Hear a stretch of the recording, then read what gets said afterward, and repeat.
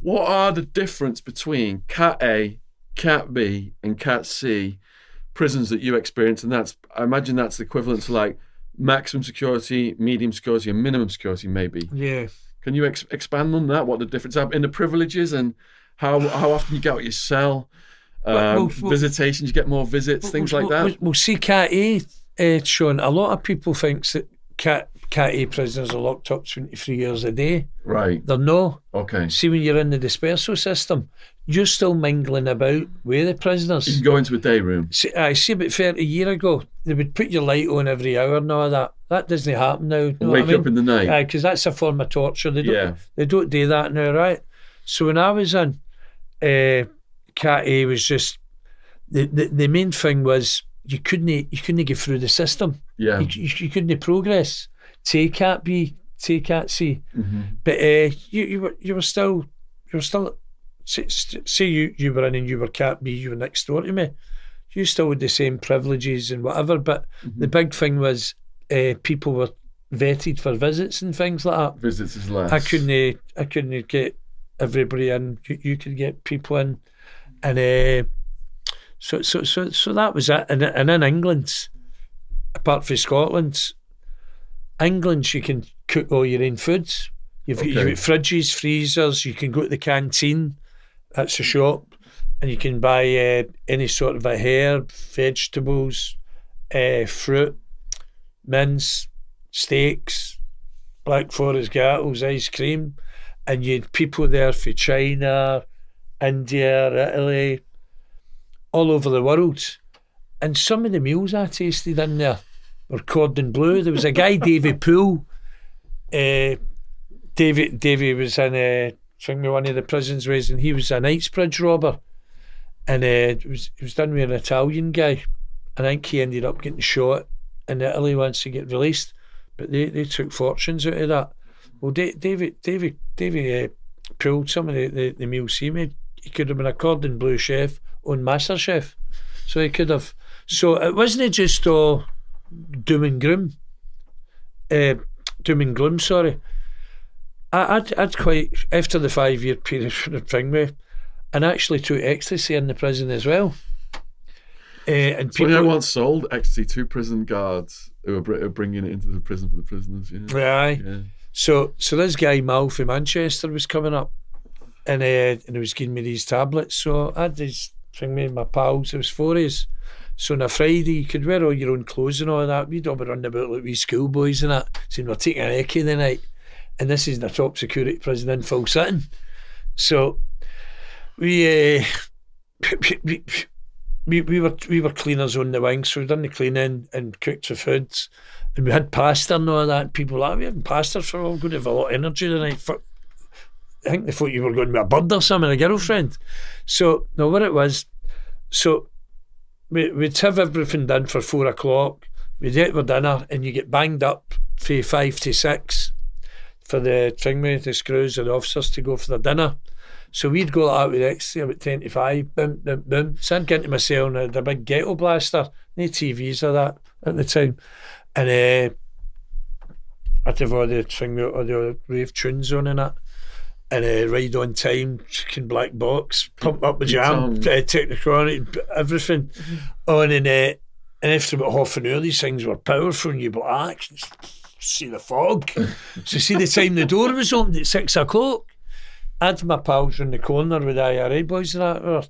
I'd run round the corner and the screws would be like, oh, for fuck's sake. There was no drug testing at the time. And I would go like, did you see the fog? Is it hot? And they're going, fuck. So they would get into my cell and we would sit there. There would be no booze. I'm saying no booze as if we're in the Hilton or something. But there would be no hooch, and we had cans of Iron Brew and cans of Coke. And tea and that, and there was a wee exercise yard in full sitting for each of the wings, and we go out there and have a walk and all that, and we'd be buzzing, God, this is fucking great. But all the other prisoners are looking at us thinking we're fucking stark raving maniacs, saying, how the fuck can you take an ecstasy pill in prison?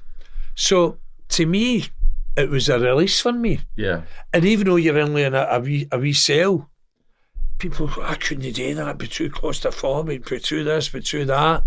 And I would come out the next. I would have the music pumped up. I had a big ghetto blaster, and about 1 o'clock in the morning, everybody's like, no, I mean, it's fucking guys from London, I'd kill you.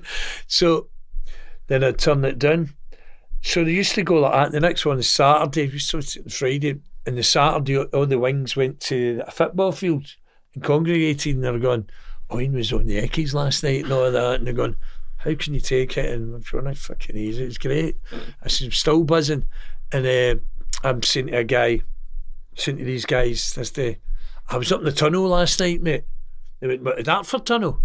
I went, no, it's tunnel. The tunnel's a nightclub in Glasgow. I says, I used to go to it before I get arrested. And but then they'd go like that, going to give warning you when you're taking another Eckie out of the guys in the wing. But it was good. In terms, you touched on there about going past the fitness place.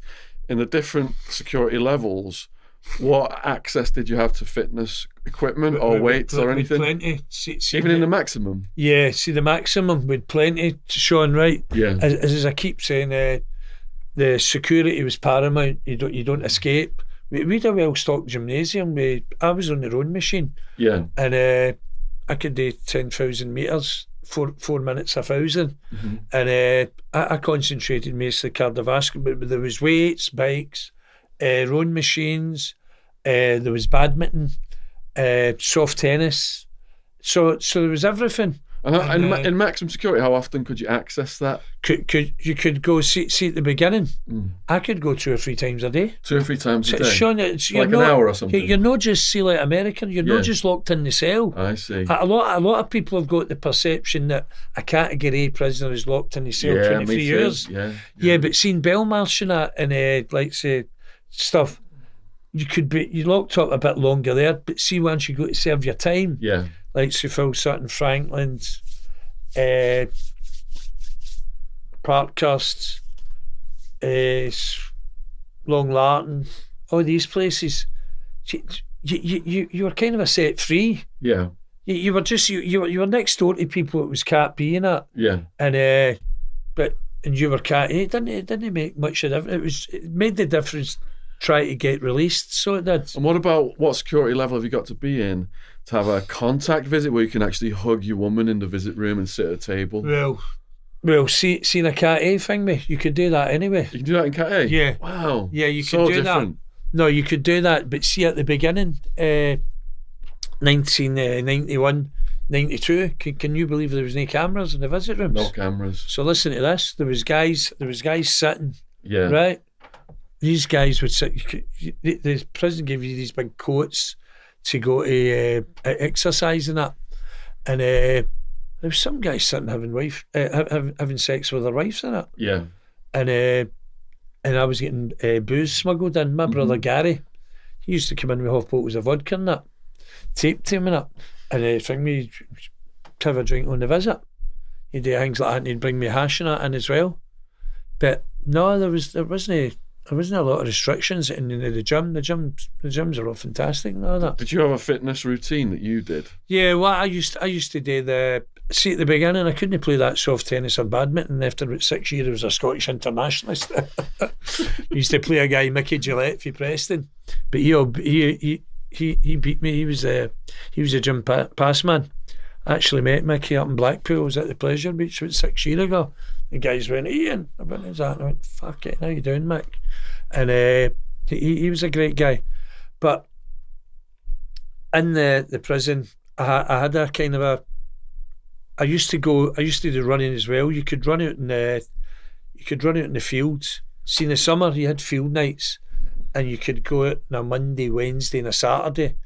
I used to go out and run about 8 mile, and I was mostly into cardiovascular. And I learnt the rowing machine. That was good. That does everybody your body. And the bikes. And when I done weights, I can say I wasn't a heavy weightlifter. I was only lifting 80, 90 kilo. And I was doing light weights just to keep myself fit. Whereas there was other guys pushing 200 and nearly breaking their back.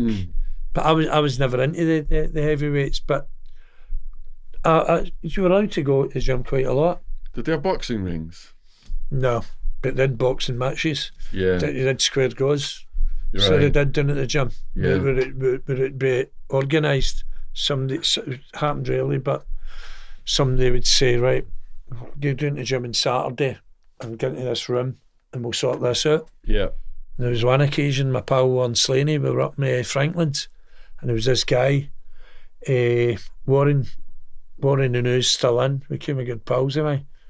Warren's in for killing two people in Leicestershire. It was called the Hamburger Wars, and he stole about 40 grand or something.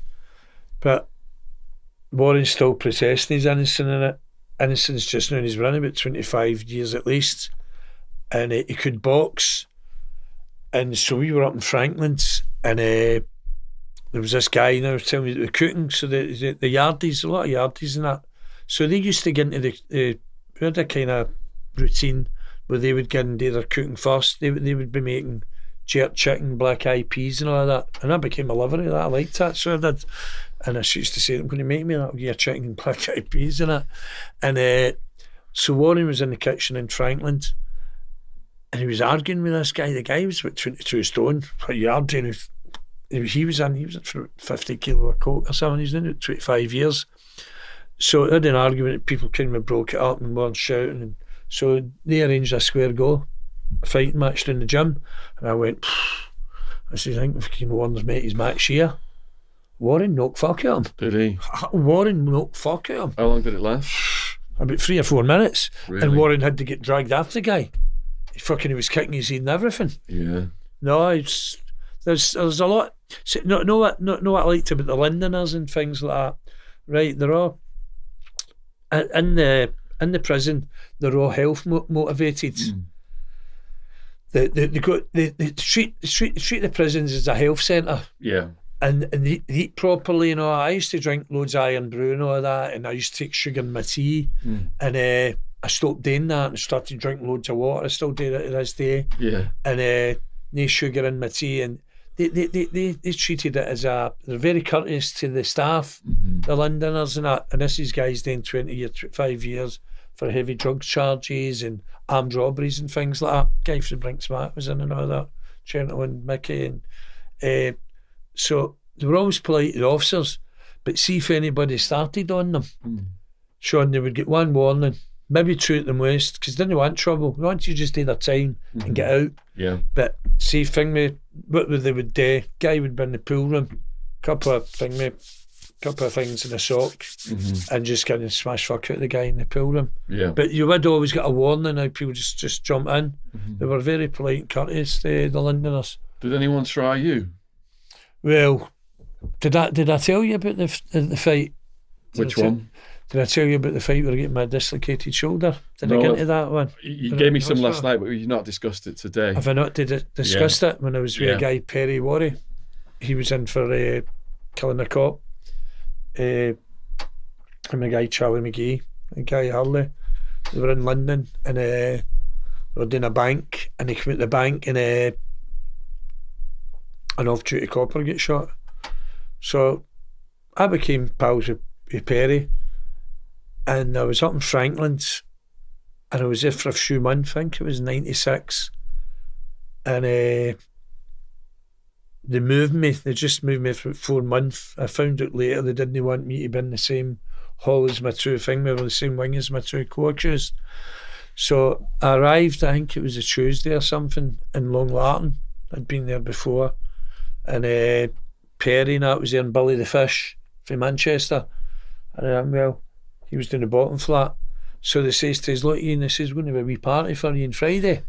Where he says, I'm getting a bit of puff and that in cannabis, and Billy he always made drink. So I says, I'll look forward to Friday then.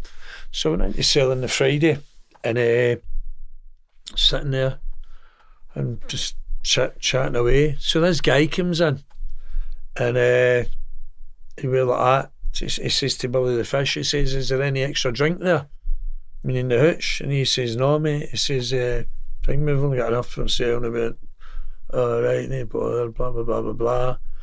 And then he kind of says something cheeky, and I didn't know who he was, and I just stood up and I went, here mate, I says, get the fuck out of the cell. I says, you're not in my cruiser. I didn't even know what a cruiser was myself then. I just thought cruising for booze. And he looked at me as if he was going to punch me, and I just went out with the door. So Perry and Billy went, by the way, he's a fucking bit of a madman. They were calling him Mad Dog, and there's another guy called Mad Dog up in Scotland. This guy was called... I says, fuck him. I says, I'm not going to fuck. I had a Rangers top on. You could wear all your own stuff. So about an hour later, an hour and a half later, it was near the end of the association period. It was about 8:45, 10:09. Fucking door flies open, and this Mad Dog guy goes at me, you fucking bastard, and he tried to punch me, but he missed me. So Perry's jumped up, Billy's jumped up, and before you know it, we're in the bottom landing in Long Lartin in this top security nick, and we're all fighting like fuck, but we were using jam jars, for the drink. And I kept running to get these jam jars, and I was running out and I was smashing where this fucking Mad Dog said. Then I slipped, and he was trying to fucking get me, and I slipped through all the booze and fuck knows what, and the bells were going off and all that, the alarms, and before the screws rushed in, I've slipped in the flare with the floor, and he took a run at me, and he was going to kick me in the face, and I realised that was so, and he's fucking kicked my finger. My shoulder. So before the screws come in, I get pulled into a cell with a couple of guys, and I was like, fuck, I think my arm's broke. And they went, you'll be alright. But the screws knew I was in there, so they come in. So I say it was a Friday night, so they went like, right, come on, we know you're involved. So I was the last person to go up to the surgery unit, and the other screws were all lined up in the wing and up the hall, all the way up to surgery, and I was walking all the way up like that. I was going, fuck this. And they went, and I could hear all the screws going, fucking hell, that was some fight, that. So sixes. So I've got up there, and they've put me in the same room as Billy the Fish and Perry. Perry had a couple of teeth out, and Billy had cut head, but they had a bit of damage to them. The other people, they were kept apart. So Billy and Perry get dealt with an hour or two later, and they were away. So I'm still sitting there, and they're waiting on a doctor coming in to see me, and I heard them all kind of going like, we should be in the fucking social club. The prison officers all want to go for a drink on a Friday night, and they've got a social club next to the prison. So they came to me, and their attitude was kind of just say he's alright and fuck it. But I says, no, I want the full treatment what's wrong, because it was really, really killing me, even though I took hash and drink. And so doctor were like that, so they tried to cut my toe open. I went, you're not cutting that, it's a Rangers toe.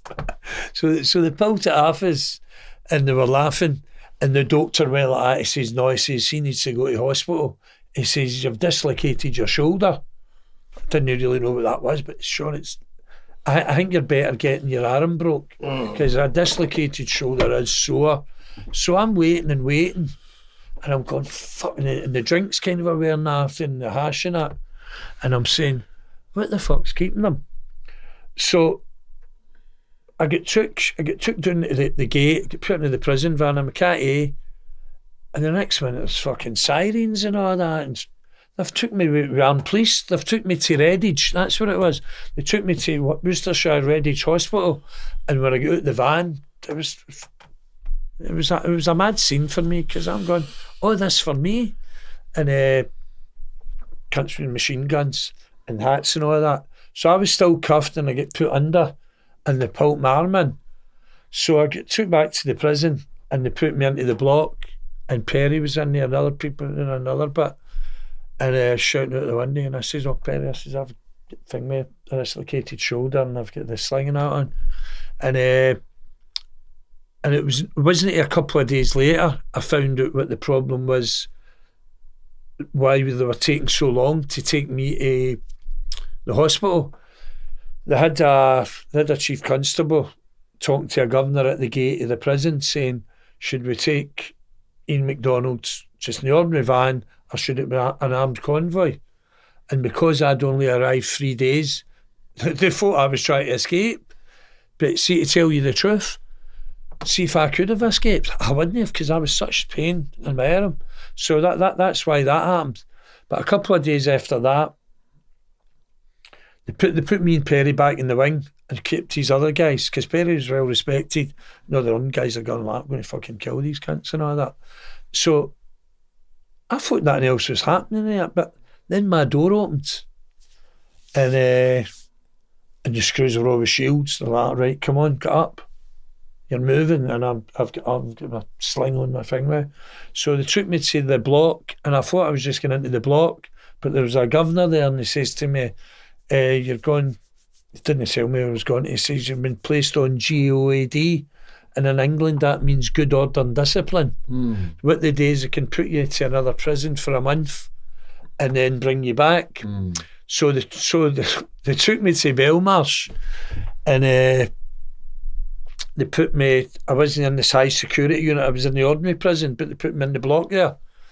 And the next morning, screws have come in, took my mattress. I says, we need to, I says, this is the rules. And then the next morning, 2 prison officers came in and they went, I think he needs a shave. I'm 35, 36 years of age. It's in Boston, things like that, you maybe get told to have a shave or detention. And they says, here, have a I says, I'm not having a shave. I says, I'm not a wee boy. They says, well, Rangers and Celtic are playing tonight, and see that radio sitting there, see if you don't take a shave. They says, well, take your radio. I says, I ain't bother. So I went out to exercise, and I came back, my fucking radio was away. Dirty bastards took my radio. I only wanted to listen to the football. And I think I'd been about 6 years at the time, and I used to listen to 5 Live, and it was a football. And so I was shouting out the window and all that. Anybody tell me the thing with the scoring Rangers and Celtic? They're shouting, shut up, you Scottish bastard, and all that. So they were playing wee games there as well. Yeah. And they were fucking putting my hat up and banging the door and all that. So I was there for a month, and I get took back to Long Lartin, so I did.